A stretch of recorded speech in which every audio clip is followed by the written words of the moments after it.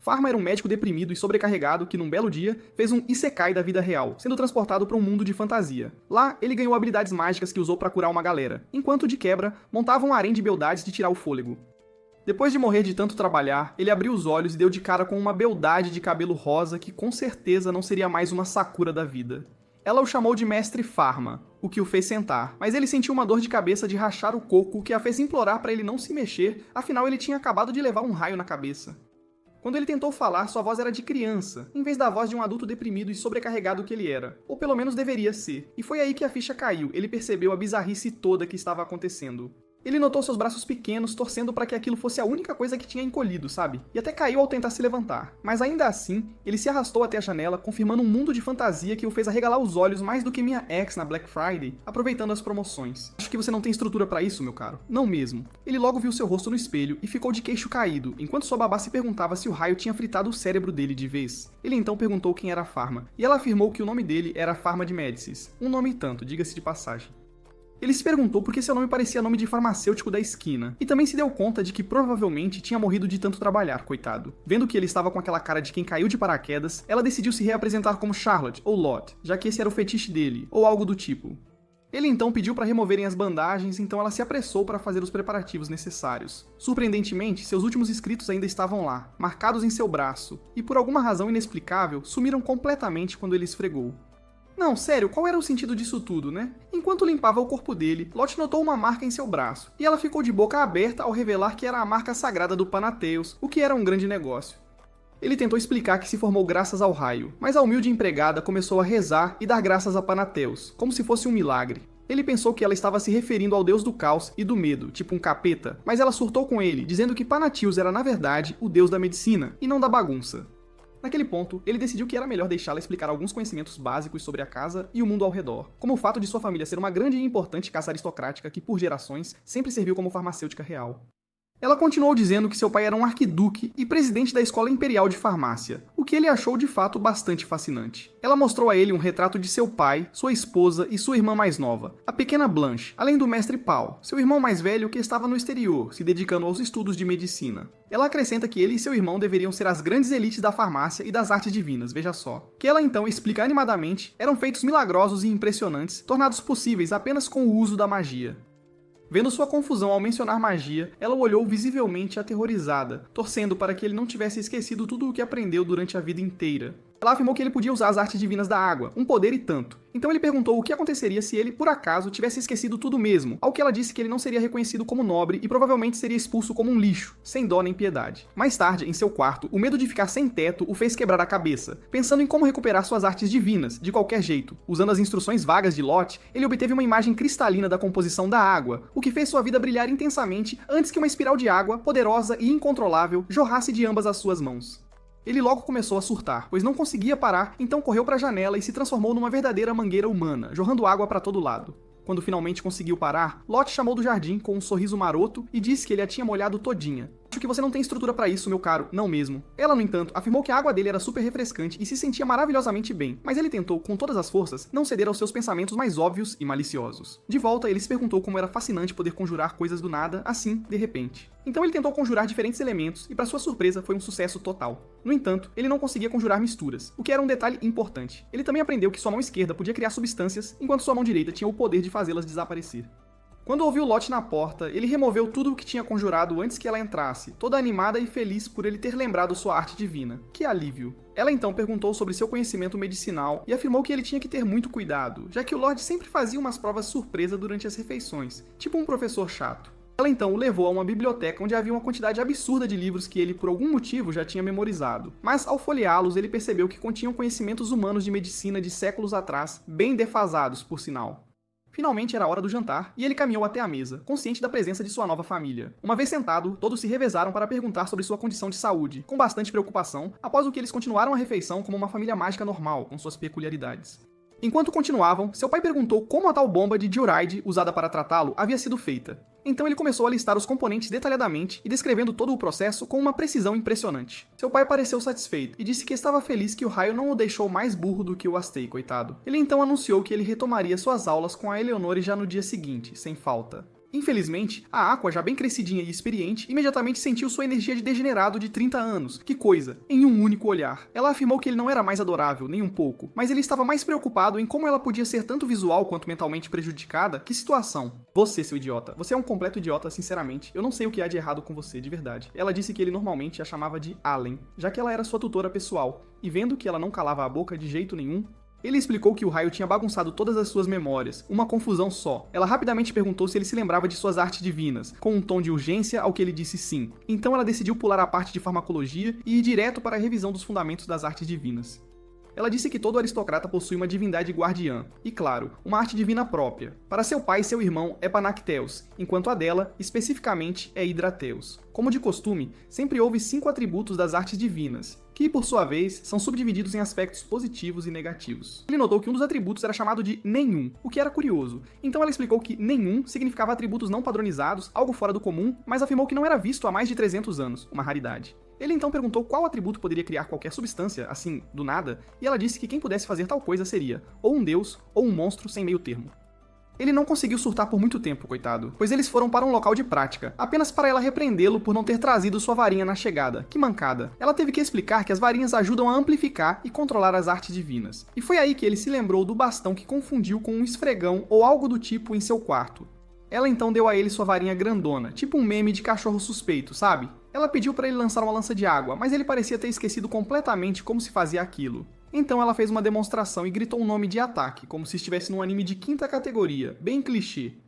Pharma pareceu impressionado, então ela entregou a varinha para ele tentar por conta própria. Ele então ficou perto do lago e se alongou um pouco, e depois preparou o feitiço em sua mente, com toda a concentração, apenas para ele sair completamente do controle, formando o que parecia um dragão de água gigantesco que simplesmente não parava até a varinha cair de sua mão. Ele, que também ficou de queixo caído, disse que ele estava quebrado, tipo com defeito. Então ela começou a verificar seu corpo, que parecia estar com algum tipo de defeito ou mau funcionamento, já que ela afirmou que as artes divinas não eram possíveis de serem realizadas sem os devidos encantamentos. Ela então percebeu que seu poder divino total, que deveria ser fixo e imutável, poderia ter mudado drasticamente. Então ela trouxe uma varinha especial para a medição, e pediu para ele segurá-la com firmeza. Quando ele o fez, o medidor ficou completamente cheio e até rachou, exibindo uma capacidade incolor que a fez surtar de vez, pois ele possuía tanto atributos positivos quanto negativos, algo inédito.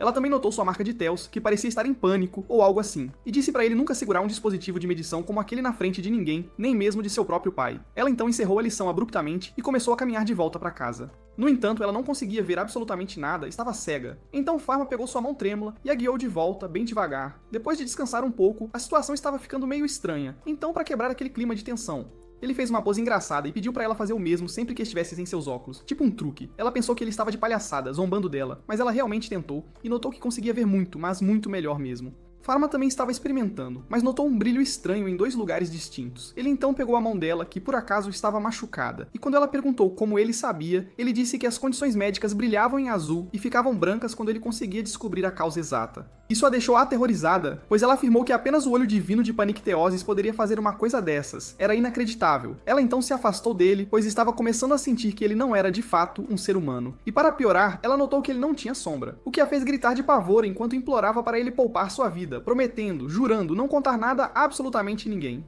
Ele até tentou ajudá-la a se levantar, mas ela, apavorada, simplesmente fugiu correndo. No dia seguinte, seu pai revelou a ele que Allen estava com uma febre altíssima e decidiu parar de ser sua tutora, de uma vez por todas.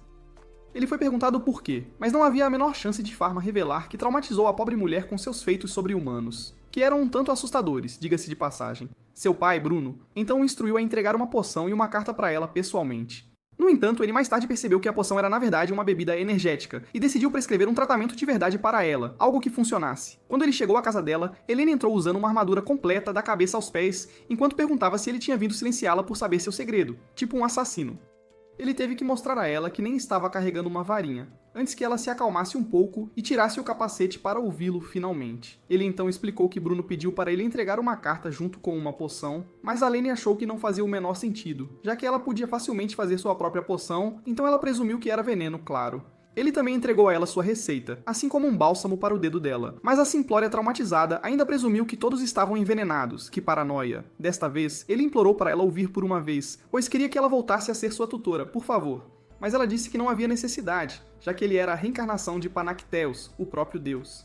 Pharma não se importava nem um pouco, mas além, sem pensar duas vezes, se ajoelhou como sua serva, como se estivesse destinado a fazer sua vontade sem questionar. Ela jurou guardar seu segredo enquanto implorava por sua vida, com toda a honestidade e desespero. No entanto, Pharma ativou seu modo Rhys Lord e disse com toda a seriedade que precisava dela em sua vida de verdade. Ela, claro, interpretou tudo errado, então ele teve que esclarecer que precisava do conhecimento dela, e não do corpo dela, para deixar bem claro. Ele então revelou que ela era a única que poderia ajudá-lo a colocar seus poderes sob controle, já que não havia absolutamente nenhum livro escrito sobre as artes divinas na biblioteca de sua família. Que ironia! Ele disse que não a forçaria a considerar seu pedido de forma alguma, e então procedeu a trazer um verdadeiro banquete de flores para agradecê-la por todo o seu serviço e dedicação. Ele então entregou a ela antes de se despedir, enquanto a instava a tentar superá-lo, se é que era possível. Mais tarde naquele dia, ela não pôde usar seu remédio, já que estava em pó e a medicina naquela época ainda não havia avançado tanto assim. Que pena. E então a ficha caiu. Panathus era um deus pacífico, afinal então ela decidiu adotar uma atitude mais positiva para variar. No dia seguinte, ela se encontrou com Pharma, ainda usando sua armadura completa, só por precaução, caso ele decidisse usá-la para tiro ao alvo, vai saber. Ela revelou que continuaria a ser sua tutora. No entanto, seria apenas porque ela poderia ser culpada por negligenciá-lo, caso ele eventualmente perdesse o controle de seus poderes, o que seria um desastre. Ela também o agradeceu pelos pós brancos que ela ajudaram a se recuperar e disse que funcionou muito mais rápido que as poções do Bruno. Para começar o treinamento, eles foram para uma ilha desabitada, só para garantir a segurança, sabe? E lá passaram o dia inteiro treinando, tipo um bootcamp mágico. De volta ao castelo, Pharma levou seu tempo aprendendo a usar seu olho divino, praticando-o nas ajudantes da casa com bastante calma. Isso o permitiu aprender que a luz desaparece se um tratamento permanente for possível, mas apenas diminui se a condição puder ser gerenciada, o que é útil. Ele também usou o olho em Lot, pois planejava se tornar indispensável, caso a notícia se espalhasse, e eles decidissem queimar uma bruxa ou duas, por precaução, sabe como é. Ele começou a fazer tratamentos para cada doença, e usando suas habilidades especiais, ele conseguia conjurar algumas substâncias que seriam extremamente difíceis de obter em uma época como aquela. Ele trabalhou rápido, esquecendo-se de si mesmo, como se estivesse em sua vida anterior, até que finalmente terminou o bálsamo para o eczema de Lot. Eczema, sim, ele imediatamente entregou a ela, o que a deixou tão animada que ela queria compartilhar com todo mundo, tipo um segredo bom. No entanto, ele disse que remédio era uma coisa que as pessoas não compartilham de jeito nenhum antes de ir entregar a cada funcionário uma cura para seus problemas, um por um. Quando ele perguntou a Lot por que a lavadeira chorou tanto ao receber seu presente com tanta emoção, ela explicou que eles nunca recebiam presentes de seus mestres nobres, o que significava que era a primeira vez, um evento e tanto. Além disso, farmacêuticos nobres não deveriam atender plebeus, mas isso deixou Pharma em conflito como se fosse muito diferente no mundo real, né? Que piada. Ainda assim, ele sentiu que estava errado e queria fazer algo a respeito, como criar um remédio facilmente disponível para todos. Na manhã seguinte, durante o almoço, ele encontrou uma sala fria, com rostos sombrios e preocupados, enquanto Bruno lhe dizia que Blanche havia contraído catapora. Isso o perturbou, pois ele sabia que a galinha misturada com a pox não era porque, infelizmente, não se tratava de uma iguaria canadense, que pena. Ele se perguntou por que um mundo de fantasia teria catapora, que coisa estranha, e pensou que Blanche tinha uma chance de se recuperar. Já que ainda era muito jovem, uma criança, Bruno então ordenou que todos ficassem longe de Blanche por 3 semanas inteiras para evitar a propagação do vírus a todo custo. No entanto, Pharma era uma exceção, já que ele havia sido infectado anteriormente, e agora, provavelmente, estava imune. Que sorte! Enquanto Bruno se preparava para sair, Pharma o notou tossindo, mas por algum motivo não disse absolutamente nada. Ele imediatamente foi para o laboratório e começou a preparar um remédio eficaz para a catapora. Essa substância em particular era muito complicada de se fazer, então demorou um bom tempo antes que a conjuração funcionasse perfeitamente. Ele então foi para o quarto de Blanche, com a garotinha parecendo doente, com todos os pequenos umpa-lumpas no rosto, coitadinha. Ela disse para ele ir embora, mas ele revelou que trouxe seu remédio, o que a fez protestar na hora, já que ela odiava remédios amargos, como toda criança típica sabe como é. Ele então misturou o remédio em alguns macarons e a fez comer, sem reclamar. Mas a espertinha lembrou que Bruno tinha dito que não havia cura para catapora, que situação. O idiota disse a ela que encontrou uma cura na biblioteca, que desculpa esfarrapada, mas ela o rebateu perguntando como poderia haver um livro na biblioteca de Bruno, que ele, o próprio Bruno, não conhecia. Vendo que ela estava no caminho certo, descobrindo algo, ele simplesmente disse que seria o segredinho deles, um segredo de verdade, o que a fez calar a boca na hora. Ele também notou que ela estava com coceira, então pediu para ela não espalhar o vírus, por favor. Mas não havia de fato um conceito de vírus naquele mundo, que coisa. Blanche queria aprender mais com ele, então ele comparou um vírus a um fantasma e acabou assustando-a de verdade. Enquanto ele ficou com ela, ela notou como ele havia se tornado muito mais legal e disse que isso a fazia amá-lo ainda mais, e ele acabou lembrando de sua irmã de sua vida anterior, com um toque de nostalgia. Poucos dias se passaram e Bruno ficou chocado ao ver que Blanche havia se recuperado rapidamente. Que milagre! Quando ele perguntou se algo especial tinha acontecido, ela disse que era um segredo, com um sorriso maroto. Mais tarde no laboratório, Pharma finalmente concluiu que ele era anormal, mesmo para um protagonista de Ice Guy, tipo muito estranho. Não só ele podia criar coisas do nada, ele era uma máquina de ressonância magnética ambulante, cujos olhos podiam magnificar as coisas, que poder, para coroar tudo, ele não tinha sombra, o que era, honestamente, bem assustador e bizarro. Ele então, casualmente, inventou um microscópio simples, e enquanto elogiava seu próprio gênio, que modéstia, o mordomo, cujo nome era provavelmente Sebastian, o convocou para o escritório de seu pai, com urgência. Ao chegar lá, Bruno disse para ele preparar suas coisas, pois eram necessárias imediatamente pela Imperatriz, sem demora. Enquanto isso, a tosse de Bruno estava ficando séria, enquanto ele explicava que a condição da Imperatriz, de repente, piorou muito. Ele queria usar seu olho divino, mas não conseguiu, então perguntou o que, afinal, estava acontecendo com a Imperatriz. No entanto, Bruno disse que era segredo, um segredo de estado, enquanto o instava a se preparar rapidamente. No castelo, o médico-chefe da corte, Claude, estava andando de um lado para o outro, visivelmente nervoso, quando Bruno entrou com Pharma. Enquanto entravam, todos os aristocratas estavam na sala, com caras de enterro, sabe? Enquanto Bruno cumprimentava a Imperatriz ao lado de Pharma, descobriu-se que ela era, na verdade, bem jovem, e se chamava Rainha Elizabeth II. Que surpresa! Enquanto Bruno fazia o seu trabalho, Pharma agia como seu assistente, mantendo-se discretamente fora do caminho. Ele observou enquanto Bruno pegava uma amostra de sangue e usava magia para examiná-la, antes de se encontrar com os outros médicos para deliberar sobre o caso. Ele os ouviu falar sobre estrelas e como a vida dela estava chegando ao fim, que dramático. No entanto, Bruno ainda continuou a criar algumas poções entorpecentes para deixá-la tão chapada que ela não sentiria mais dor, tipo um anestésico potente. A Imperatriz até implorou para ele dizer a verdade sobre sua condição, sem rodeios, mas ele afirmou que ela tinha uma chance de sobreviver antes de fazê-la fumar um baseado. Que coisa! Pelas ações de todos, estava começando a parecer que eles tinham desistido de vez. Que tristeza. E isso deixou Pharma irritado, então ele usou seu olho divino para escaneá-la, permitindo-lhe constatar que ela tinha câncer de pulmão, tuberculose e um monte de outras doenças que deixavam as pessoas muito, mas muito mortas mesmo. Enquanto ele pensava em como o composto medicinal para tratá-la era tão complexo que conjurá-lo perfeitamente poderia ser algo impossível de se fazer, o príncipe correu para dentro, implorando com lágrimas nos olhos para sua mãe melhorar. Vê-lo apenas entristeceu a todos, pois eles não podiam fazer absolutamente nada, que impotência. No entanto, Pharma reuniu toda a sua coragem e deu um passo à frente, determinado. Quando ele disse à Imperatriz para permitir que ele a tratasse com um novo remédio, Bruno tentou impedir seu filho de envergonhar a família. Mas a Imperatriz, com um gesto, o parou. Ela afirmou que sentia que podia confiar nele, graças às suas próprias artes divinas. Uma intuição forte, então ela lhe deu permissão para tratá-la sem hesitação. Ele imediatamente se trancou em um laboratório e anotou os 4 medicamentos que deveriam ser usados em conjunto de forma complementar. Enquanto ele os conjurava um após o outro, usando apenas sua mente, com total concentração, Bruno invadiu violentamente, instando-o a parar aquela loucura imediatamente, mas ele recusou. Ele continuou dizendo que a tuberculose não tinha cura, e isso chocou Pharma, pois Bruno podia diagnosticar com precisão, sem nenhuma ajuda especial, que impressionante. Bruno, por outro lado, ainda pensava que ele estava blefando, e que acabaria levantando as esperanças da Imperatriz pra nada. Que irresponsabilidade. No entanto, Pharma disse a ele que ele também tinha que tomar o remédio, antes de se virar para continuar seu trabalho sem mais delongas. Naquele ponto, ele atacou Pharma por trás, e estava pronto para fazê-lo parar usando a violência, se fosse preciso. Ainda assim, Pharma se recusou a parar, o que fez Bruno atacar novamente, com mais força. Mas dessa vez, ele bloqueou os pingentes de gelo antes de criar uma espessa parede de gelo que separou a sala em 2 metades, que poder.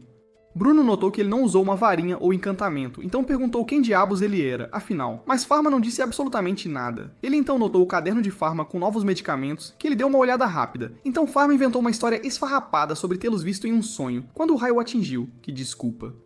O velho também notou sua marca sagrada e decidiu atribuir tudo aquilo como uma bênção direta de Panacteus, o deus da medicina, o que o deixou surpreendentemente bastante satisfeito e aliviado. Pharma então pediu para ele levar o crédito pelo remédio que ele havia criado, para impulsionar suas ambições políticas. Que esperto, mas Bruno recusou, dizendo que ele deve assumir a responsabilidade por suas palavras e corresponder às expectativas da Imperatriz, sem falhas.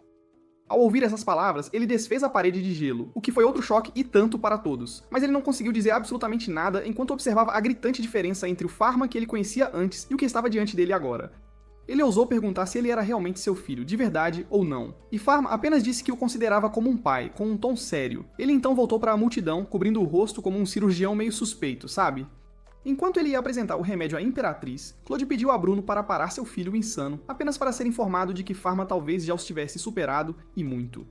Seguindo em frente, Pharma usou seu microscópio para mostrar à Imperatriz as pequenas criaturas, tipo uns bichinhos, dançando dentro de seus pulmões. Ela, por sua vez, ordenou que Claude visse por si mesmo, e todos na sala se revezaram, testemunhando a nova e incrível descoberta. Pharma então explicou que os organismos são chamados bactérias, e como a maioria das doenças era causada principalmente por micro-organismos. Que revelação! Após sua explicação, ele acrescentou que teria que observá-la todos os dias, por 6 meses inteiros, e até apostou sua própria vida no testemunho. Que coragem! Ele foi em frente para beber sua dose antes que a Imperatriz fizesse o mesmo, sem hesitar, após o que ele declarou ousadamente que a tuberculose não seria mais uma doença incurável, nunca mais. Enquanto voltavam para casa na carruagem, o silêncio constrangedor deixou Bruno nostálgico, enquanto ele se lembrava de quando Pharma era apenas um garotinho e como ele só o tratava como um futuro médico, sem se importar com sua vida normal, até que os deuses o usaram para tiro ao alvo. Que destino! Apesar de não ter sido próximo de Pharma no passado, ele sabia instintivamente que aquele não era seu filho de forma alguma. Quando desceram da carruagem, Pharma entregou a ele o mesmo remédio, e ele aceitou, já que era a vontade de Panicteus, o deus da medicina.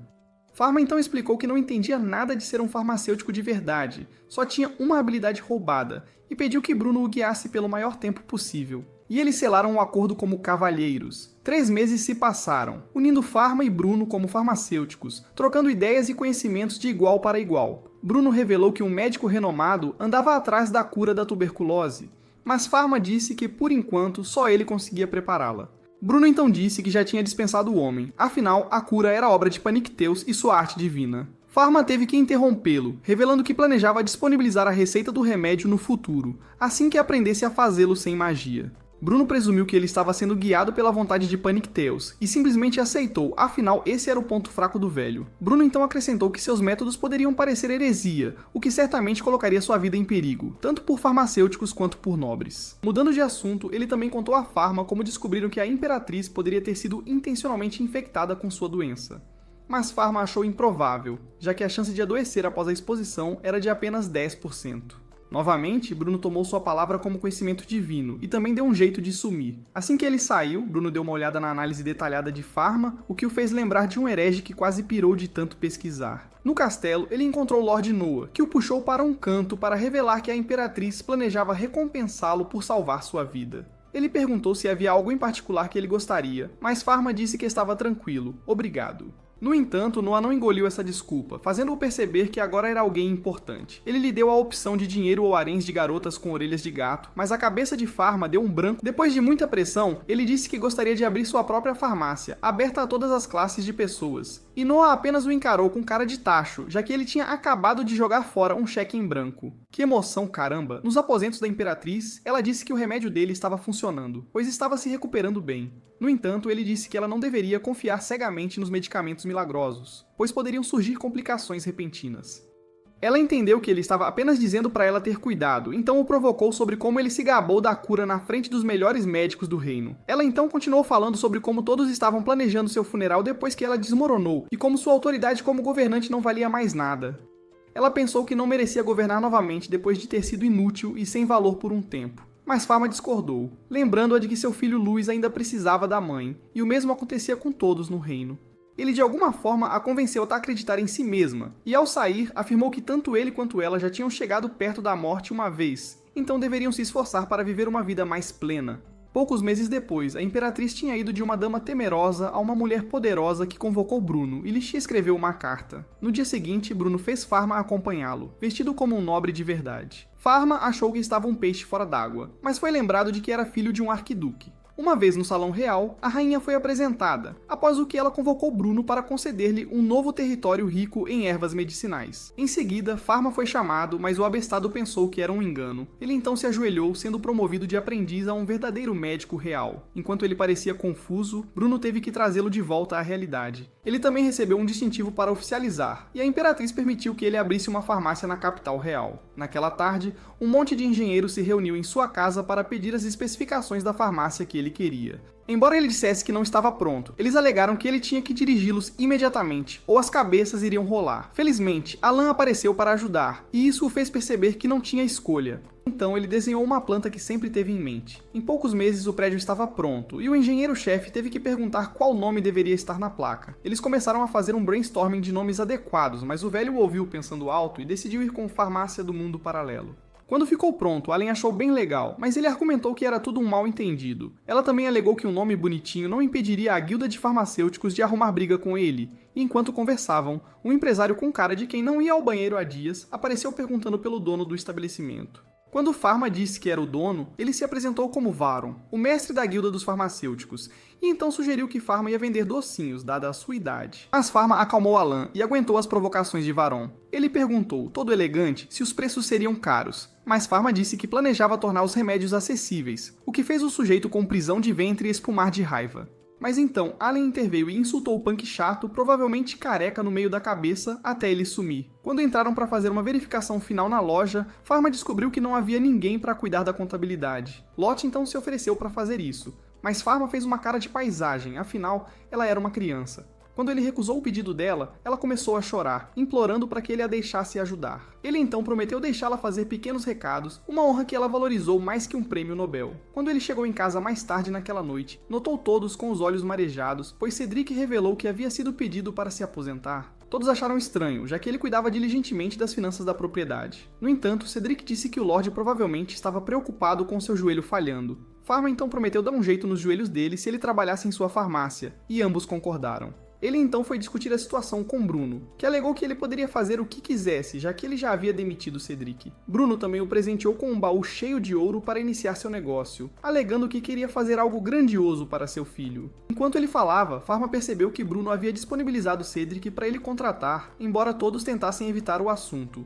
Mas ele ainda os agradeceu pela consideração. Semanas se passaram, mas a farmácia de Pharma estava tão vazia quanto meu coração depois do término. Ele se perguntou o que poderia fazer para melhorar a situação, mas Alan disse que era completamente normal, já que os plebeus geralmente compravam em farmácias locais, enquanto os nobres chamavam o farmacêutico em casa. Enquanto isso, parecia que as pessoas estavam curiosas, mas ninguém queria ser o primeiro a entrar na toca do leão. Durante uma reunião de mesa redonda com a equipe, Pharma disse que estava mais interessado em ajudar os plebeus, mas eles estavam tratando seu estabelecimento como se fosse um manicômio. Nesse momento, Lot entrou com alguns papéis que ela chamou de pesquisa, que havia realizado recentemente com 100 moradores da cidade. Ela então começou a lê-lo como um relatório formal, o que fez todos aplaudirem-na. 50% das respostas diziam que o selo real na entrada os aterrorizava. Outro grupo alegou que não sabia como agir perto de nobres, então preferia ficar longe para evitar ser punido por algo ridículo como respirar alto demais. Alguns disseram que as noites na entrada eram aterrorizantes e, por fim, alguns estavam céticos sobre uma criança administrando um estabelecimento. Estes pareciam problemas simples que seriam resolvidos assim que a loja ganhasse alguma moral na praça, então decidiram reestrategizar atualizando seus preços na vitrine. Naquela tarde, o Sr. Jenny veio comprar alguns doces e aproveitou para beber a água mineral deles. Claro que eles não se importaram e desejaram que mais pessoas visitassem, como o velho. Pharma então perguntou se Jean era marinheiro e tentou vender-lhe alguns doces de vitamina C para prevenir o escorbuto, mas ele arrumou uma desculpa para sair da loja. Quando Pharma o seguiu para fora, notou Jean conversando com alguns empresários e antes que ele pudesse ligar os pontos, notou dois palhaços viajantes que se revelaram ser a desculpa esfarrapada de disfarce de seus pais. Uma vez lá dentro, sua mãe NP se disse algo diferente de Araara, mas ele a ignorou e perguntou por que eles estavam se esgueirando. Ela disse que eles só queriam ver como ele estava, e Bruno então pediu um tour pelo local. Ele começou mostrando o primeiro andar, que tinha mercadorias em exposição, além de um laboratório e uma sala de espera. O andar seguinte era uma sala de exames e um espaço para os pacientes relaxarem. O terceiro andar era um espaço para os trabalhadores fazerem coisas básicas e tinha uma cozinha, enquanto o último andar era seu espaço pessoal de pesquisa para desenvolver novos medicamentos. Após o tour, Bruno perguntou sobre o movimento de clientes, notando que viu um monte de nobres, mas nenhum plebeu o frequentando. Ele tristemente revelou que não tinha sorte com os plebeus, então sua mãe sugeriu que ele adicionasse cosméticos aos seus produtos, já que seria um sucesso instantâneo, e provavelmente atrairia plebeus também, pois pessoas feias e inseguras são as mais fáceis de manipular. Que emoção, droga. Pharma pensou em como ele mal fez algo relacionado a cosméticos em sua vida anterior. No entanto, ele decidiu... Ela topou, e ele até perguntou o que ela sugeriria. Ela disse que queria um produto para a pele com fragrância, mas Bruno logo interrompeu, pedindo para não fazer pó de arroz. Isso fez a esposa reclamar, pois ela estava evitando o pó branco a pedido dele. Mas Bruno acreditava firmemente que mulheres que usavam tal tintura morriam rápido pela sua experiência. Pharma ficou impressionado com as observações dele, já que o pó branco em questão era geralmente feito com chumbo e cloreto de mercúrio, todos metais pesados tóxicos quando absorvidos pelo corpo. Bruno acrescentou que as damas da cidade até faziam sangrias só para ter pele pálida como uma boneca. Isso era uma tolice total, e para garantir que sua esposa ingênua não tentasse algo assim, ele disse que ela era mais bonita que a Beyoncé, e isso fez a mulher e seu cabelo feio corarem. De repente, um homem entrou correndo procurando o responsável, relatando que sua dama havia desmaiado e estava em estado crítico. Imediatamente, Pharma se despediu e acompanhou o jovem ao local, onde quase não o deixaram passar até notarem seu distintivo real. Dentro da carruagem, ele encontrou uma garota pálida que parecia ter sofrido horrores no último relacionamento. Ele a examinou por completo com os olhos, mas não encontrou nenhuma doença em seu corpo. Tudo o que notou foram alguns cortes nas veias, indicando sangria feita por um profissional. Ele disse que ela estava anêmica por ter drenado o sangue tão necessário que seu corpo ansiava. Ela argumentou que foi feito por um profissional. No entanto, Pharma explicou que os múltiplos cortes também haviam infeccionado, então ela precisava ser tratada em sua farmácia. Lá, ela começou a falar sobre como seu crush rejeitou seus sentimentos porque ela não era pálida o suficiente. Então ela tinha que conquistar o amor dele ficando pálida. Apesar de quase morrer, ela ainda queria se tornar uma boneca de porcelana para ser aceita. Pharma então prescreveu alguns remédios para ela tomar e implorou para ela parar de usar pó branco. Mas ela disse que nunca pararia, pois tinha que ser desejável para os homens, ou seria tão inútil quanto uma caixa de iPhone para a família. Lot então insistiu para Pharma ajudar a garota iludida, então ele pensou numa alternativa e disse para ela voltar em uma semana. Poucos dias depois, Pharma testou um protótipo em si mesmo que o fez parecer um palhaço. No entanto, as garotas pareciam amar o visual. Elaine estava mais preocupada com a segurança do produto, mas Pharma a tranquilizou, revelando que, ao contrário do mercúrio, que era um pouco menos tóxico que a minha ex, seu produto tinha componentes completamente seguros. Ela então sugeriu que banissem o pó branco, e Pharma disse que já pretendia falar com a Imperatriz. Na semana seguinte, a Dama Pálida voltou para seus cosméticos e, honestamente, ela precisava, dada a sua cara feia. Pharma então demonstrou como usar protetor solar e hidratantes para a garota sem graça. Elaine logo terminou de arrumá-la, e ela confessou que tinha passado de uma nota 3 para uma 9 em 10. Ela também derramou lágrimas de alegria ao agradecer Pharma por salvá-la da feiura e da anemia. No dia seguinte, Lot saiu para divulgar o novo produto para mais mulheres feias e inseguras que se interessaram imediatamente. Até uma velha bruxa quis experimentar, mas disse que não sabia ler. No entanto, Lot deu a ela um manual visual para analfabetos. Logo a farmácia começou a bombar, o que significava que as pessoas se importavam mais com seus rostos do que com a saúde. No entanto, a próxima reclamação foi que Chloe tinha ficado feia de novo, já que o novo lote esgotou antes que ela pudesse comprar para si. Pharma teve que se desculpar e alegou que não tinha mão de obra suficiente para atender às necessidades de uma cidade cheia de pirralhos inseguros. Para salvar a situação, ela propôs que ele criasse uma subsidiária com a família dela e até financiaria e forneceria a mão de obra. Ele olhou para Cedric, que disse que era um bom negócio para ele, então ele aceitou o acordo. Em apenas uma semana, ela montou uma filial de cosméticos para ele e empregou mais mulheres feias que alegremente se escravizariam por um suprimento vitalício de cosméticos para esconder suas caras de troll. Algumas semanas se passaram e Lot veio relatar sua última pesquisa à equipe. Desta vez, os relatórios eram mais amigáveis em todos os aspectos e eles se celebraram por terem superado o primeiro obstáculo. Poucos dias se passaram e a família de Pharma tirou férias para inspecionar o novo domínio que a Imperatriz recompensou Bruno há um tempo. Dentro da mansão, Bruno aplaudiu o zelador por gerenciar as coisas e exigiu um relatório completo de suas atividades, que ele começou a listar imediatamente. Esta cidade era conhecida como um porto proeminente que abria o império para outras nações, servindo também como os principais produtores de ervas medicinais. Os adultos logo começaram a falar sobre negócios complicados como sonegação de impostos. E Bruno, que notou que Pharma era inútil ali, disse para ele ir brincar no oceano. Ele então encontrou Lot e Blanche, que haviam feito um castelo de areia impressionante. Blanche queria brincar na água, mas ele lembrou os que não sabiam nadar, o que os deixou todos mal-humorados. No entanto, eles usaram seu charme nele, explicando que seria só um pouquinho, e como não resistia a crianças, ele cedeu às suas exigências. Enquanto iam para o que esperava não ser o fim deles, Pharma notou Allen relaxando debaixo de uma árvore, mas foi quando ela se levantou, e disse que também queria nadar. Ela então tirou o cinto e começou a brincar, o que fez Pharma esperar que aquilo não fosse um episódio de praia. Ela então perguntou se ele ia entrar, mas um olhar para Blanche estragou seu humor, pois ela o lembrou de sua irmã de verdade. Ele lembrou-se de como costumava brincar com sua irmã jovial na praia e como ela queria crescer tão rápido. No entanto, os animadores a mataram para desenvolvimento de personagem. Enquanto as memórias o faziam lacrimejar, ele ouviu as garotas gritando, pois Blanche havia sido levada pelas ondas. Ele imediatamente mergulhou sem hesitação, apesar da corrente puxar a Lene para trás. No entanto, Blanche estava sendo puxada tão rápido que começou a se afogar. Enquanto ele a observava afundar, gritou o nome dela tanto que seu brasão criou uma luz brilhante que literalmente criou um apartamento no meio do oceano. Elaine logo acordou com Pharma enquanto ele segurava a água, caminhando lentamente para a praia, e ela só podia observar com admiração. Assim que as coisas se acalmaram, Elen perguntou o que ele fez, e ele disse que provavelmente era sua arte divina de água negativa em ação. Ela, no entanto, argumentou que o atributo de água negativa não poderia ter aniquilado a água de uma área até a areia. Ele notou Lot surtando e estava prestes a se amaldiçoar antes que Allen dissesse que ele era incrível por conseguir salvar Blanche sozinho. Mais tarde naquela noite, ele lembrou como literalmente eliminou o sal do fundo do mar, o que significava que teve sorte de não ter machucado Blanche e Allen. Ele notou como Lot estava escondendo o quão aterrorizada estava com ele, e enquanto ela tentava falar, ele rapidamente disse que não usaria seus poderes novamente, então ela não deveria ter medo.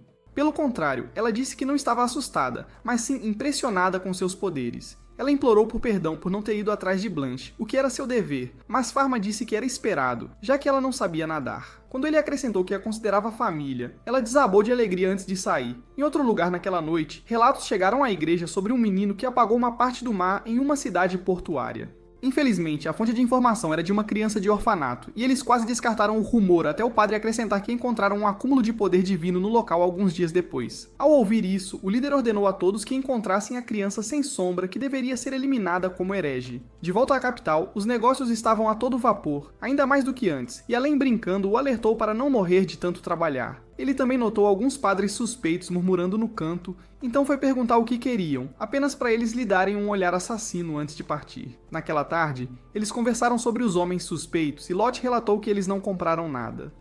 Elaine acrescentou que seus mantos pareciam estrangeiros, e Lot sugeriu que informassem os guardas para ficarem de olho. Naquela noite, os guardas da farmácia estavam apenas trocando de turno quando uma carroça carregada invadiu o portão da frente. Quando a notícia chegou a Bruno, ele ficou incrivelmente irritado e prometeu pegar os culpados. Depois de instruir o cavaleiro a retornar à sua estação, Pharma estava prestes a correr para a farmácia quando Bruno o parou e perguntou se ele tinha um suspeito em mente. Pharma pensou em Varon e nos Homens de Manto, mas decidiu que seria melhor não fazer nada precipitado. Porém, Bruno disse para ele ficar vigilante. Quando Pharma chegou ao local, Cedric explicou que, embora ninguém estivesse ferido, a carroça carregada de sedimentos causou um estrago na loja, incluindo os produtos da frente. Cedric então usou suas pequenas artes divinas para se livrar do cheiro pútrido dos sedimentos. Mais tarde, Cedric revelou que moveram drogas importantes para sua filial de cosméticos, onde operariam até que o dano fosse consertado. Enquanto conversavam, o velho Jan apareceu com um monte de gigachads para ajudá-lo a limpar. Na cidade, todos animaram Pharma e assistiram da maneira que puderam. Poucos momentos depois, uma garota entrou parecendo preocupada, perguntando por Pharma. Quando ele perguntou o que havia de errado, ela alegou que o pai desmaiou devido ao calor e não estava acordando. Ele não queria ir, mas todos disseram para ele ir em frente, então ele cavalgou em um cavalo com a dama para fora da cidade. Enquanto iam para o local remoto, ele pensou em como lidaria com o caso de desidratação. Mas antes que percebesse onde estava, a dama desapareceu e ele estava totalmente cercado pelos homens de mantos brancos. O líder então perguntou se ele era quem apagou o mar enquanto apresentava sua equipe como inquisidores do reino sagrado. Isso fez lembrar como Alen explicou a importância do templo, como eles ajudavam bebês a usar artes divinas e também lhes concediam títulos aristocráticos. Ela acrescentou que o templo era responsável por escolher os governantes de cada nação, o que significava que estavam no auge do poder e podiam fazer qualquer coisa.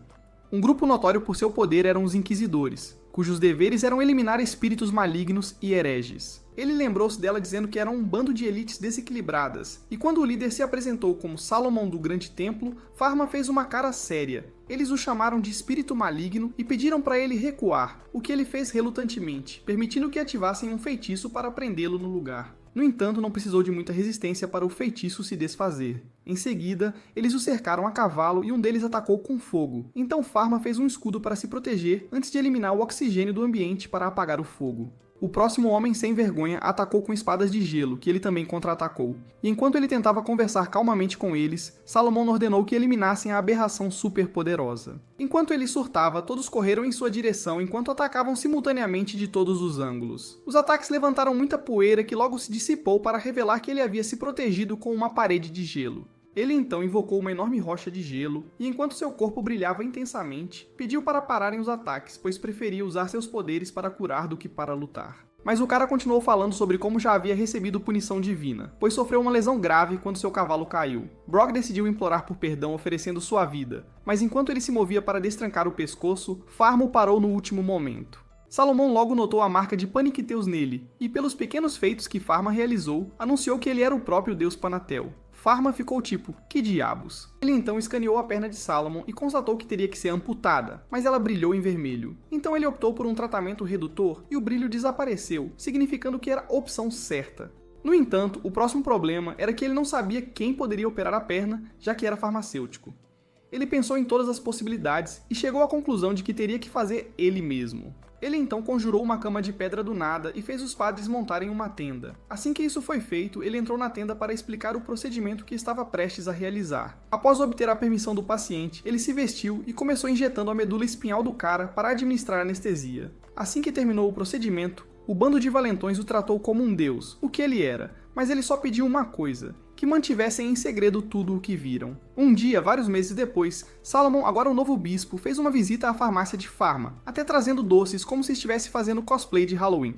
Pharma teve que perguntar como ele passou de líder de uma gangue de valentões a bispo. Então ele explicou que passou por inúmeros testes para se tornar útil a ele. Isso era basicamente ele dizendo que dedicaria sua vida para garantir que o segredo de Pharma permanecesse oculto. Mas o pobre garoto ficou ligeiramente aterrorizado com seu amor suspeito. Ele também notou um monte de meninos desfilando, então Salomão o levou a uma sala para presenteá-lo com um cajado conhecido como o Tesouro do Templo da Divindade Guardiã. Ele explicou que o cajado tinha todos os atributos, incluindo cura, e podia até mudar de forma como o bastão do Rei Macaco. Pharma achou que não merecia tal relíquia sagrada, mas Salomon o instou a pegá-lo. Assim que ele o fez, ele brilhou intensamente e deixou todos os presentes maravilhados, incluindo Allen, a quem Pharma tentou dar apenas para o cajado atravessá-la. Salomão então explicou que o cajado era de outro mundo, e portanto apenas divindades de outro mundo poderiam segurá-lo. Pegando-o novamente, ele perguntou a Salomon se ele podia flutuar, e ele respondeu que havia registros da possibilidade. Ele realmente o experimentou, e ele realmente flutuou, o que deixou Allen e Salomon animados.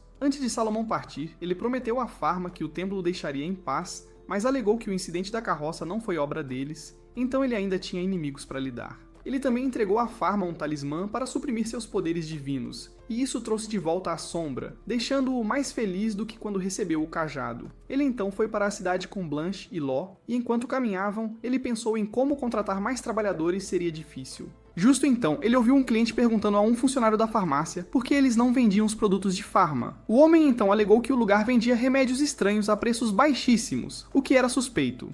O chefe também apareceu e explicou que a guilda tinha que aprovar os produtos de Pharma antes que pudessem ser vendidos. De volta à loja, ele pensou em uma ideia para criar uma nova guilda, já que Varão estava sendo um lixo. Ele esperava que tudo desse certo, pois não queria se sobrecarregar novamente, mas Allen achou que era apenas uma piada engraçada. Enquanto isso, na guilda dos farmacêuticos, o bando de velhos sem vergonha estava ocupado tramando como sabotar Pharma depois que ele se recuperou do ataque deles. Varón pensou que ele provavelmente limpou os sedimentos e reformou o lugar graças às suas artes divinas ou ao dinheiro do pai. Enquanto ele divagava, algumas pessoas riram dele, então ele lembrou-os que Pharma estava arruinando os negócios, então eles tinham que lidar com ele. Ele também proibiu todos os membros da guilda de se aproximarem da farmácia ou arriscarem ter sua licença apreendida. Mais tarde na cidade, um homem estava batendo na porta de um médico enquanto carregava sua filha doente. Felizmente, Pharma estava passando e se apresentou, mas como era membro da guilda, ele não queria se envolver com Pharma.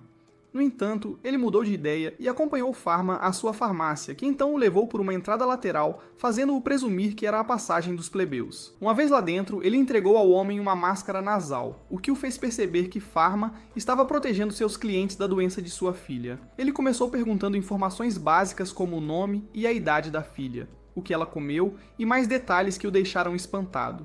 Ele também tirou as medidas dela, já que ela estava inconsciente, e quando o homem perguntou o significado, Pharma explicou que precisava para alocar a dosagem correta. Depois de um tempo, ele também usou seu olho divino na garota, o que deixou o homem curioso. Pharma então revelou que sua filha Marie estava sofrendo apenas de um resfriado forte. O farmacêutico local não podia acreditar, pois testemunhou um monte de sintomas, mas Pharma o assegurou que era realmente um resfriado, mas um causado por um vírus. Ele não entendeu a maioria das palavras que Pharma usou, mas compreendeu suas instruções para administrar o medicamento por inalação e não por deglutição. Ele então os deixou descansar um pouco antes de partir, e à noite a saúde de Marie já havia melhorado. Enquanto os acompanhava para casa, ele até prometeu atendê-la se os sintomas piorassem. No portão, o homem esperava uma conta exorbitante, mas ficou chocado quando Pharma disse que era mais ou menos o preço de um pão. De volta em casa, sua esposa ficou preocupada ao saber que ele visitou a farmácia do mundo paralelo. No entanto, ele disse que não teve escolha antes de passar a elogiar Pharma, e como ele realmente se importava com Marie. Ele confessou que, como farmacêutico, se pudesse aprender algumas coisas com Pharma, ajudaria muito, mas isso significaria ir contra a guilda. Sua esposa o lembrou das dívidas da loja que ele abriu, mas ela percebeu que a mente dele já estava decidida, então ela começou a soluçar. Durante a próxima reunião da guilda, Varron revelou como destruiu todos os cosméticos que sua esposa comprou de Pharma, e os outros até sussurraram como o bispo frequentava a loja. De repente, Varron perguntou a Pierre o que ele achava da situação, já que sua loja era a mais próxima do ninho do diabo. Pierre então respirou fundo e falou com ousadia, perguntando se alguém presente já havia visto o remédio que Pharma faz. E claro que disseram não. Ele acrescentou que eles precisavam ver a concorrência com os próprios olhos, como ele fez. Ele confessou ter procurado a ajuda deles e alegou que tratavam a todos de forma igual e barata. Mas Varron enlouqueceu enquanto procurava desculpas para rotular Pharma como um diabo encarnado. Logo ele começou a cuspir sobre como um nobre o negligenciou em sua hora de necessidade, alegando que seus poderes divinos são limitados, então ele teve que enterrar seu filho. Varron continuou a pressionar para que Pharma fosse eliminado de uma forma ou de outra, mas Pierre tentou convencer a todos a aprender com a concorrência, em vez de depender de acasos e conhecimento vago. Ele estava começando a fazer sentido até Varron calá-lo e expulsá-lo. Naquela tarde, Pharma tropeçou em Pierre sentado em frente à sua loja vandalizada enquanto ele explicava como enfrentou a guilda apenas para ser punido como resultado. Ele explicou como teria que deixar o país se quisesse continuar praticando farmácia. Mas Pharma disse que ele não precisaria sair, já que ele recentemente estabeleceu uma guilda. Ele então convidou Pierre para se juntar à sua nova guilda, e o homem ficou comovido às lágrimas pela reviravolta dos acontecimentos. Ele logo montou sua loja agora com alguns dos produtos de Pharma, e antes de abrir, Marie o encorajou a dar o seu melhor, o que ele fez e ficou chocado ao encontrar uma multidão de pessoas esperando do lado de fora. Alguns anos atrás, um gênio chamado Camus foi preso pelo templo, apesar de ter contribuído muito para o crescimento médico do reino. Em seus últimos momentos, um jovem Bruno queria saber por que ele realizava experimentos humanos, mas o homem falou sobre o ciclo da vida e como as pessoas morrem e nascem todos os dias. Enquanto ele tentava explicar o significado da experimentação, Bruno acordou do pesadelo. Durante o almoço, Pharma notou que ele parecia perturbado, então ele perguntou o que havia de errado. No entanto, Bruno decidiu não mencionar Camus durante o café da manhã. Justo então, uma carta foi trazida de Powell, seu primeiro filho, e Bruno leu que sua visita para casa seria adiada, para a preocupação da mãe, que o esperava ansiosamente. Lott e Blanche foram só elogios, dizendo que Powell era um gênio, e que o Pharma, claro, era incrível também. Logo em seguida, Pharma e Bruno foram ao escritório, onde Bruno o lembrou da Feira de Saint-Flou, um evento de um mês que reúne comerciantes do mundo todo na capital. Ele alertou Pharma para ter cuidado, explicando que havia relatos de uma estranha epidemia que eclodiu numa ilha de um país vizinho. A carta de Paul, segundo ele, detalhava como mais de 1000 colonos foram simplesmente varridos do mapa. Pharma ficou preocupado, querendo mais detalhes, mas Bruno logo soltou a bomba. A equipe de pesquisa que coletou amostras também morreu, ou seja, era contagioso. Ele então revelou que mesmo com o fim da epidemia, produtos da ilha estavam a caminho da feira, com grande chance de estarem contaminados. Para completar a desgraça, as mercadorias seriam descarregadas no porto do seu novo domínio. O fato de que tudo sobre a epidemia foi reduzido a cinzas deixou Pharma apavorado, pois era algo claramente incontrolável. No relatório de Paul, o primeiro pesquisador teve febre alta, vômito e dor de cabeça antes de caroços surgirem no pescoço, morrendo no 7º dia. O segundo morreu mais rápido, mas com sintomas diferentes, tipo a pele escurecendo, e foi aí que a ficha caiu. Estavam ferrados. Os sintomas fizeram Pharma temer o pior, mas ele, claro, pediu mais detalhes. Então Bruno leu que um novo dispositivo havia sido inventado por um indivíduo desconhecido. E o tal dispositivo era, vejam só, o Pharma e seu microscópio. Acontece que os pesquisadores usaram o microscópio dele e conseguiram finalmente visualizar o vírus. Então Pharma pediu que Paul enviasse alguns esboços. Enquanto isso, lá no palácio, uma reunião revelou que a taxa de mortalidade no reino caiu mais de 20% desde que Pharma abriu sua farmácia. Todos tinham só elogios à influência de Pharma no reino, viu? A Imperatriz então achou prudente recompensá-lo por seu papel fundamental. Ela sugeriu fazê-lo arquiduque, mas Mary logo lembrou que tal patente não podia ser dada a um menor de idade. Enquanto a reunião rolava, a Imperatriz matutava que Pharma devia estar possuído por algum ser, e queria achar um jeito de ajudá-lo a agir livremente. Enquanto isso, lá na farmácia, Pharma explicou o surto da doença fatal para Lane, que na hora sugeriu que parassem a feira. Lott também apareceu com uma carta de Paul, e assim que viu o esboço, ficou branco que nem papel, parecia ter visto um fantasma. Pelo que ele identificou, era a temida Yersinia Pestis. Imediatamente, ele enviou o pessoal para a cidade portuária para prepará-la para a quarentena e eles prometeram dar o seu melhor, viu? Assim que partiram, Pharma e Alan abordaram Bruno e disseram que a epidemia era, com toda certeza, a peste negra. Bruno já estava com a pulga atrás da orelha, depois de ler uns livros, e Pharma lembrou que era a peste bubônica. Aquela que no século XVII tinha uma taxa de mortalidade assustadora de 70%, sabe? Eles explicaram as medidas de precaução que já haviam tomado para evitar um surto, claro. Mas Bruno fez questão de frisar que o Império estaria condenado se a doença se espalhasse, já que não havia como combatê-la. Pharma então revelou que já tinha um novo medicamento pronto e o enviou para a embalagem, só por garantia, sabe? Bruno ficou impressionado com a agilidade, mas Pharma disse que ainda precisavam evitar o surto, pois só ele conseguia produzir o remédio. Dito e feito, eles procuraram a Imperatriz para pedir permissão para inspecionar as mercadorias no portão da capital. E mais, ele pediu que eliminassem os vetores da doença, as pulgas e os ratos, que são um perigo. A Imperatriz, então, agiu na hora para tornar o pedido dele uma realidade, sem pestanejar. Bruno Asken agradeceu por ouvi-los e responder tão rápido, mas ela disse que confiava cegamente no Pharma, de olhos fechados. Mais tarde, Pharma mostrou a Pierre o microscópio composto que ele mesmo fez para que não precisassem mais chegar perto das bactérias. Ele também informou que o remédio que criou já estava embalado e sendo distribuído gratuitamente, conforme a necessidade, para quem precisasse. Após todos os arranjos, ele deixou a capital sob os cuidados de Pierre, que era de confiança. Ao mesmo tempo, a Imperatriz recebeu um relatório completo sobre a preparação da feira e como os postos de controle não estavam atrapalhando os planos. O bispo Salomão também enviou padres caso fosse preciso alguma purificação, sabe como é. Ela pediu que mantivessem o assunto da epidemia em sigilo absoluto, pois os inimigos poderiam se aproveitar e causar um verdadeiro. Enquanto isso, Alena e Pharma estavam de saída. E quando ela notou o medo dele, o encorajou, mostrando que Lot estava ali, torcendo por ele. Ao chegarem à cidade portuária, deram uma olhada nos navios aguardando inspeção e pensaram como apenas um deles poderia destruir a prosperidade de uma nação inteira. Logo se encontraram com a equipe que enviaram, que informou que todos os navios já estavam ancorados, entregando os documentos da inspeção. Eles relataram que até os navios aprovados na inspeção tiveram suas cargas purificadas, só por garantia para não ter erro. Eles também se juntaram à equipe de inspeção e chegaram num barco com um comerciante para lá de impaciente, viu? Tiveram que conversar com o médico do navio, que cooperou direitinho enquanto eles faziam o trabalho deles lá embaixo, no convés. Após a inspeção, Pharma não encontrou problemas com a carga, que bom. Mas ele entregou algumas prescrições, dizendo que a tripulação estava sofrendo de escorbuto, coitados. Enquanto seguiam para o próximo navio, os marinheiros começaram a brigar pelo lugar na fila, afinal já estavam atrasados demais, né?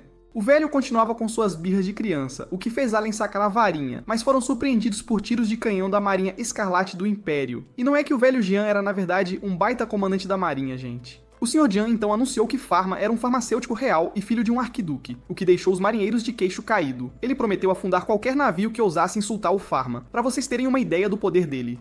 A equipe de Pharma também se encontrou com o Sr. Jean, que, pasmem, só queria os doces da loja dele, mais do que tudo. A tripulação jurou que parou de ter escorbuto desde que começou a comer os doces dele, e Pharma ficou super feliz que aquilo os ajudou, de verdade. Após a inspeção, Elaine ainda estava morrendo de medo de um surto de peste negra, então pediu a todos que fossem super diligentes. Nesse instante, Adam, o governador interino, chegou para relatar que várias pessoas da Vila Stack morreram após apresentar febres altíssimas, um horror. A vila ficava a oeste da localização deles, e alguns marinheiros, dizem, evitaram a inspeção e fugiram para lá ilegalmente. Ele relatou que o surto estava se espalhando numa velocidade assustadora, sem controle. Pharma então se preparou para ir para lá, para total desgosto de Ellen, mas ele a fez entender a gravidade da situação, que era séria. Ellen tentou impedi-lo, mas ele a incentivou a ser útil em vez de choramingar, já que tinha pessoal e ferramentas de sobra à sua disposição, né? Ele então ativou sua varinha de artes divinas e voou apressadamente, numa velocidade impressionante. Enquanto voava, se perdeu em pensamentos e, pum, colidiu com um pássaro, o que o fez despencar, mas ele conseguiu se manter no ar antes de cair de vez. Ao se aproximar de uma árvore enorme, ele fechou os olhos de medo e de alguma forma a atravessou, graças à habilidade da varinha, que coisa. Quando chegou à vila, um monte de aldeões estava saindo e ele pediu, por favor, que ficassem, que não fossem embora. Claro, mandaram ele sumir dali, pois ninguém queria morrer, né? Logo começaram a entrar em pânico e o chamaram de espírito maligno que os amaldiçoou, já que ele surgiu do nada, assim, do ar. Enquanto sacavam as armas, ele usou a varinha para criar uma cúpula de gelo ao redor da vila. E o queixo deles caiu mais rápido que preço de banana na feira. Ele então explicou que planejava salvá-los como um farmacêutico real. E quando viram o distintivo dele, se acalmaram na hora e imploraram para ele o salvar. Lá dentro, ele explicou que a vila seria dividida em 3 zonas, para os gravemente infectados, os levemente infectados e os não infectados, cada um no seu quadrado. Os homens pensaram que ele ia queimar os infectados, mas ele disse que era só um método para priorizar as pessoas mais importantes. Horas! De volta ao porto, a marinha notou um navio estranho se aproximando e logo sacou que era, provavelmente, aquele que escapou da inspeção. Eles tinham bandeiras de socorro hasteadas, o que significava que estavam infectados. E mesmo se aproximando, o jovem batedor relatou que todos a bordo já estavam mortos, sem exceção, o senhor.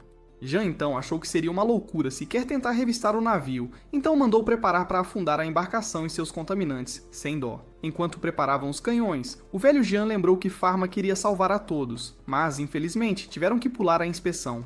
Ele fez uma oração por eles e então dispararam os tiros, sem errar um sequer, ao contrário de certas pessoas por aí, né? Numa instituição, alguns homens reclamavam que precisavam de mais gente para ajudar com o trabalho que estava acumulando. Mas quando uma mulher se ofereceu para ajudar, eles deram uma olhada nela e disseram: "Não, obrigado, estamos bem assim." Acontece que ela era a famosa professora Blackmold e ia se aposentar logo, então não viam necessidade de envolvê-la de jeito nenhum. No escritório dela, a assistente a chamou de Gasparzinho, o fantasminha camarada, sabe? Mas ela a cortou na hora, dizendo que, além de ser uma velha ranzinza, a especialidade dela em mofos e micro-organismos não tinha a menor importância para a medicina moderna. Enquanto ela se conformava com a própria inutilidade, alguém entrou para chamá-la ao escritório do presidente, que surpresa. Enquanto isso, lá em Estaque, o Pharma entrou no primeiro... construindo. Mas ao abrir a porta, os homens questionaram o que um garoto fazia ali. Contudo, outro sujeito acalmou os ânimos, revelando a Pharma que ele já havia trabalhado com Salomon, e por isso sabia que Pharma era Panasteus. Uma vez estabelecido quem mandava, eles relataram que não conseguiam identificar quem estava infectado e quem não estava. Pharma então os instruiu a administrar medicamentos a todos os presentes enquanto ele examinava os pacientes um por um. Ele então usou seu olho divino para diagnosticá-los um a um, percebendo que o tratamento era viável quando a luz se esvaía. A um sortudo ele disse que era só um resfriado, liberando-o do centro de isolamento. Ele até usou seu cajado para acelerar a cura, mas ficava evidente que ele não conseguiria dar conta da situação sozinho, ainda mais com a carga contaminada já a caminho da capital. Após administrar os remédios, perguntaram a Pharma qual seria o próximo passo. Ele instruiu que partissem e garantissem a interceptação da carga contaminada, que seguia rumo à capital. No porto, Elaine e sua equipe haviam acabado as inspeções, mas ela alertou o subordinado para não se acomodar. Elaine achava que Pharma lidava melhor com a situação, desejando ter aprendido mais com ele, já que não possuía poderes especiais como ele.